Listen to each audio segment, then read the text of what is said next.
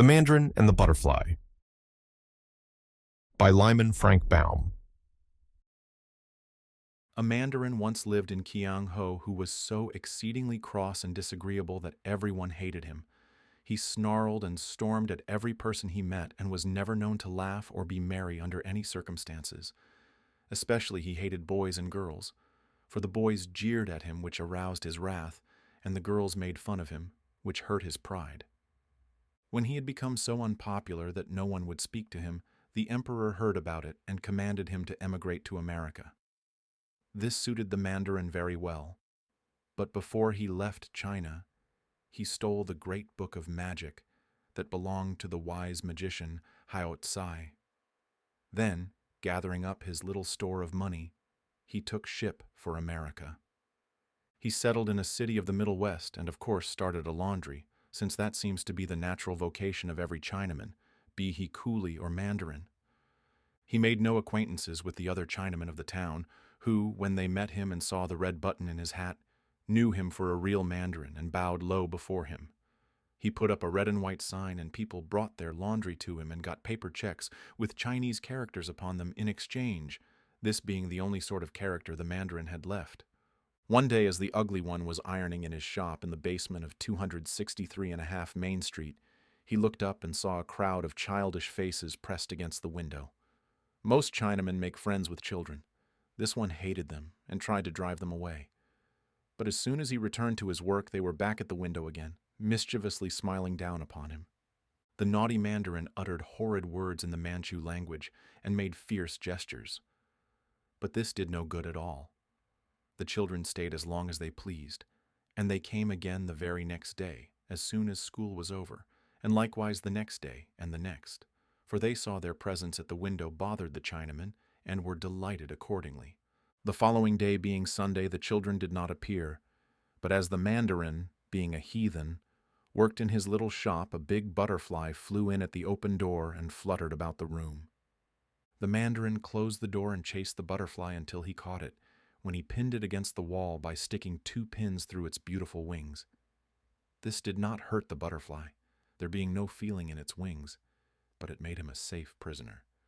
This butterfly was of large size, and its wings were exquisitely marked by gorgeous colors, laid out in regular designs like the stained glass windows of a cathedral. The Mandarin now opened his wooden chest and drew forth the great book of magic he had stolen from Hao Tsai.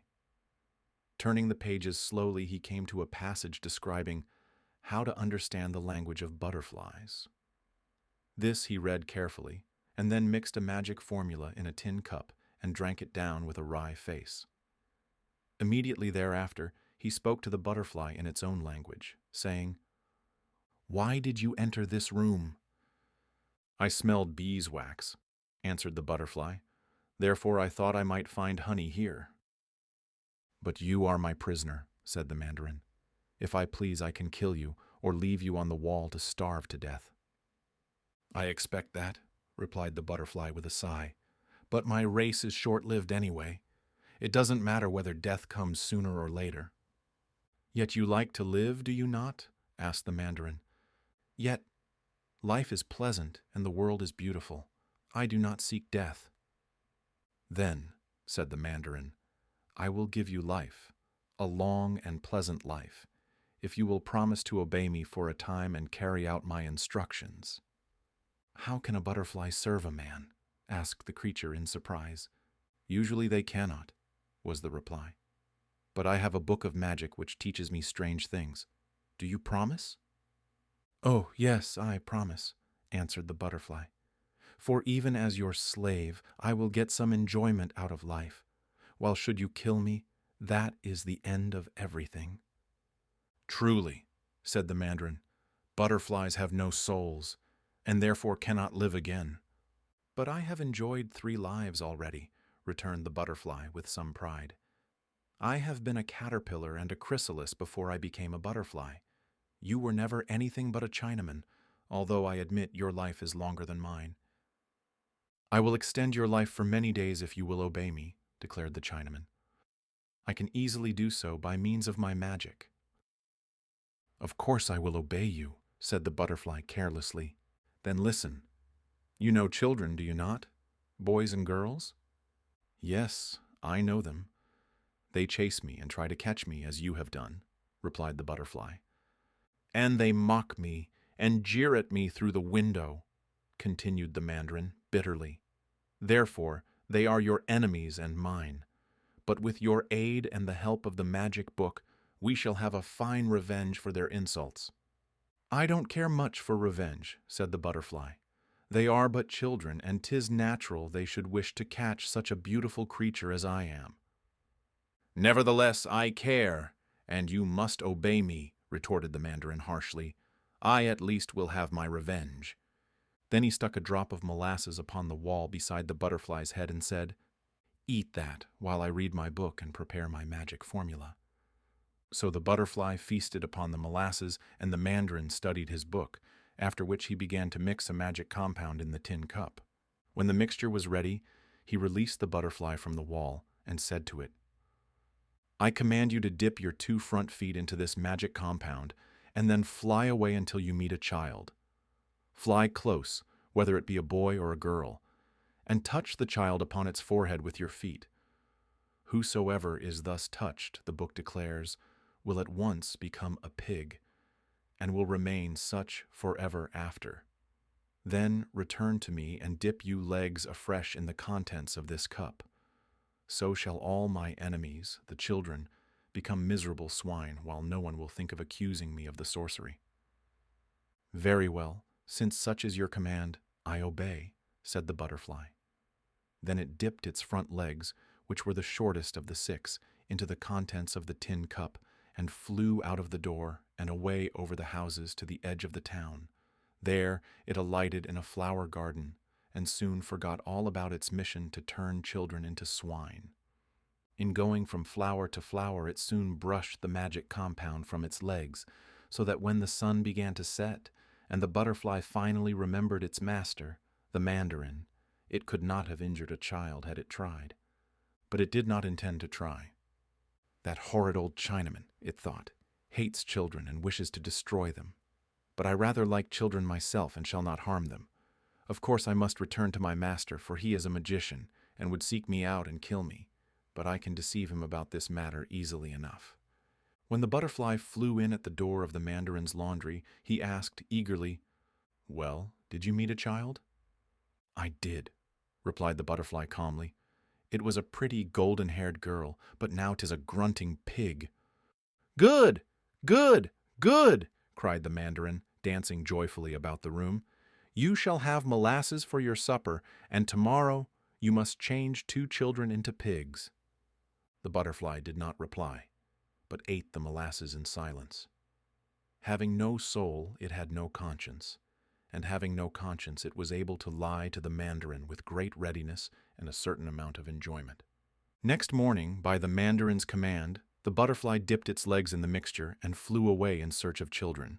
When it came to the edge of the town, it noticed a pig in a sty, and alighting upon the rail of the sty, it looked down at the creature and thought, If I could change a child into a pig by touching it with the magic compound, what could I change a pig into, I wonder? Being curious to determine this fine point in sorcery, the butterfly fluttered down and touched its front feet to the pig's nose. Instantly the animal disappeared, and in its place was a shock-headed, dirty-looking boy, which sprang from the sty and ran down the road uttering loud whoops. That's funny, said the butterfly to itself. The Mandarin would be very angry with me if he knew of this, for I have liberated one more of the creatures that bother him. It fluttered along after the boy, who had paused to throw stones at a cat. But Pussy escaped by running up a tree, where thick branches protected her from the stones. Then the boy discovered a newly planted garden and trampled upon the beds until the seeds were scattered far and wide, and the garden was ruined. Next, he caught up a switch and struck with it a young calf that stood quietly grazing in a field. The poor creature ran away with piteous bleats, and the boy laughed and followed after it, striking the frightened animal again and again. Really, thought the butterfly, I do not wonder the Mandarin hates children, if they are all so cruel and wicked as this one. The calf having escaped him, the boy came back to the road, where he met two little girls on their way to school. One of them had a red apple in her hand, and the boy snatched it away and began eating it. The little girl commenced to cry, but her companion, more brave and sturdy, cried out, "You ought to be ashamed of yourself, you nasty boy." At this, the boy reached out and slapped her pretty face, whereupon she also began to sob. Although possessed of neither soul nor conscience, the butterfly had a very tender heart, and now decided it could endure this boy no longer. If I permitted him to exist, it reflected, I should never forgive myself, for the monster would do nothing but evil from morning till night. So it flew directly into his face and touched his forehead with its sticky front feet. The next instant, the boy had disappeared, but a grunting pig ran swiftly up the road in the direction of its sty. The butterfly gave a sigh of relief. "This time I have indeed used the Mandarin's magic upon a child," it whispered, as it floated lazily upon the light breeze. "But since the child was originally a pig, I do not think I have any cause to reproach myself. The little girls were sweet and gentle, and I would not injure them to save my life. But were all boys like this transformed pig, I should not hesitate to carry out the Mandarin's orders." Then it flew into a rose bush, where it remained comfortably until evening. At sundown it returned to its master. "Have you changed two of them into pigs?" he asked at once. "I have," replied the butterfly. "One was a pretty black-eyed baby, and the other a freckle-faced, red-haired, barefooted new boy." "Good! Good! Good!" screamed the Mandarin in an ecstasy of delight. "Those are the ones who torment me the most. Change every new boy you meet into a pig." "Very well," answered the butterfly quietly, and ate its supper of molasses. Several days were passed by the butterfly in the same manner. It fluttered aimlessly about the flower gardens while the sun shone, and returned at night to the Mandarin with false tales of turning children into swine. Sometimes it would be one child which was transformed, sometimes two, and occasionally three. But the Mandarin always greeted the butterfly's report with intense delight and gave him molasses for supper. One evening, however, the butterfly thought it might be well to vary the report, so that the Mandarin might not grow suspicious. And when its master asked what child had been changed into a pig that day, the lying creature answered, "It was a Chinese boy, and when I touched him, he became a black pig."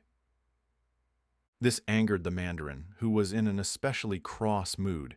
He spitefully snapped the butterfly with his finger and nearly broke its beautiful wing, for he forgot that Chinese boys had once mocked him and only remembered his hatred for American boys. The butterfly became very indignant at this abuse from the Mandarin. It refused to eat its molasses and sulked all the evening, for it had grown to hate the Mandarin almost as much as the Mandarin hated children. When morning came, it was still trembling with indignation, but the Mandarin cried out, "Make haste, miserable slave, for today you must change 4 children into pigs to make up for yesterday." The butterfly did not reply. His little black eyes were sparkling wickedly, and no sooner had he dipped his feet into the magic compound than he flew full in the Mandarin's face and touched him upon his ugly, flat forehead. Soon after, a gentleman came into the room for his laundry. The Mandarin was not there, but running around the place was a repulsive, scrawny pig, which squealed most miserably. The butterfly flew away to a brook and washed from its feet all traces of the magic compound. When night came, it slept in a rose bush,